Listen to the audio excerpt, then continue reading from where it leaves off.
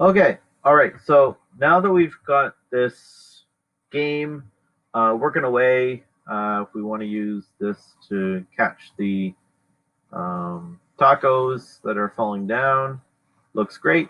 Awesome. Okay, so this example, we're going to see how we can speed up the game. So this right here is the speed of the dropping tacos. And so what we're going to do is we're going to change this. And there's two different ways that I'm going to show you how to do it. One is to do it based on the score, and the other is to do it based on the score.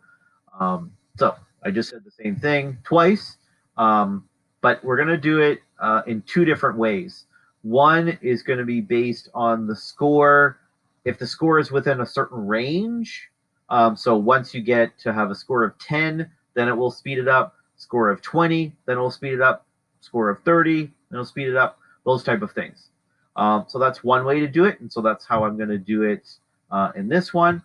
And so what we're going to do, and so what I've done is I'll just show you how I made a copy of my project.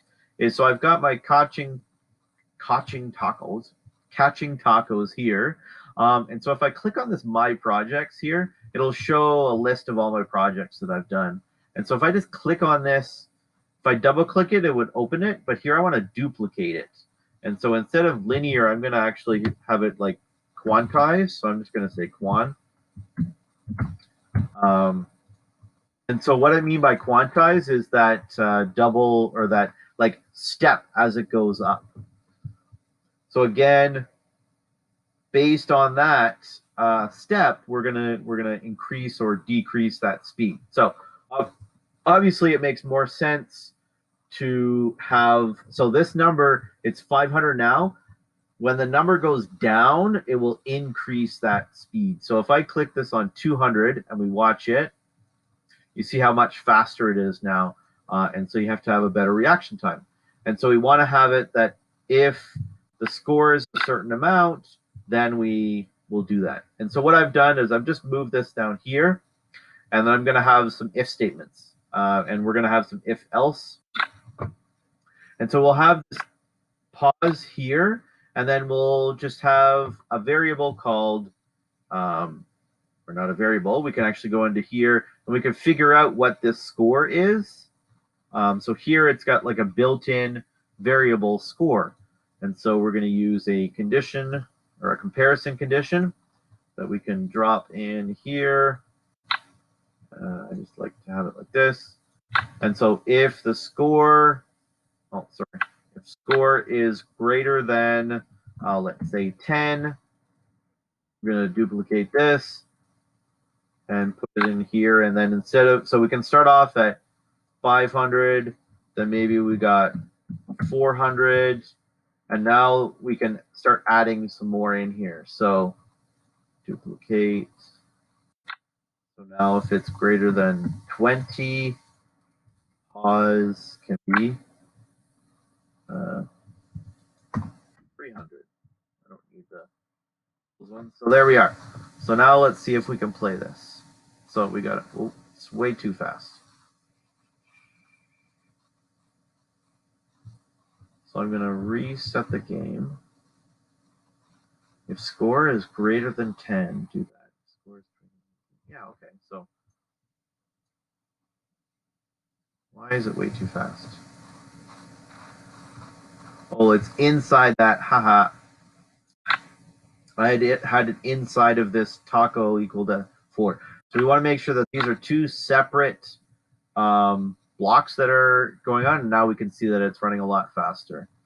And so we'll see if I can get 10 points. That's maybe 3 points. Whoa. Oh, darn, I just missed it. 4, 5, 6, 7, 8, 9, 10. Yeah, I think that's speeding up. 11, 12, 13, 14, 15, 16. Oh, I'm not going to make it. Did I make it? Yeah, I did. Oh, game over. I lost. All right, so let's see what my score was. So scrolls across game over. And then it will do score. So this is an added benefit of using this game. I got 22 points. So that means that my my pause rate should have been at 300 milliseconds. So using this game category allows us to have all these functions in there.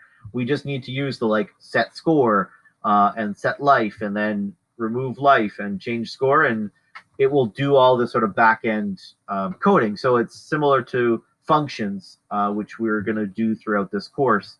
So here are sort of pre-made functions that we can use. All right, great. So and there we are. So that's that little piece on adding, increasing the speed based on quantizing the piece. All right. Thanks very much.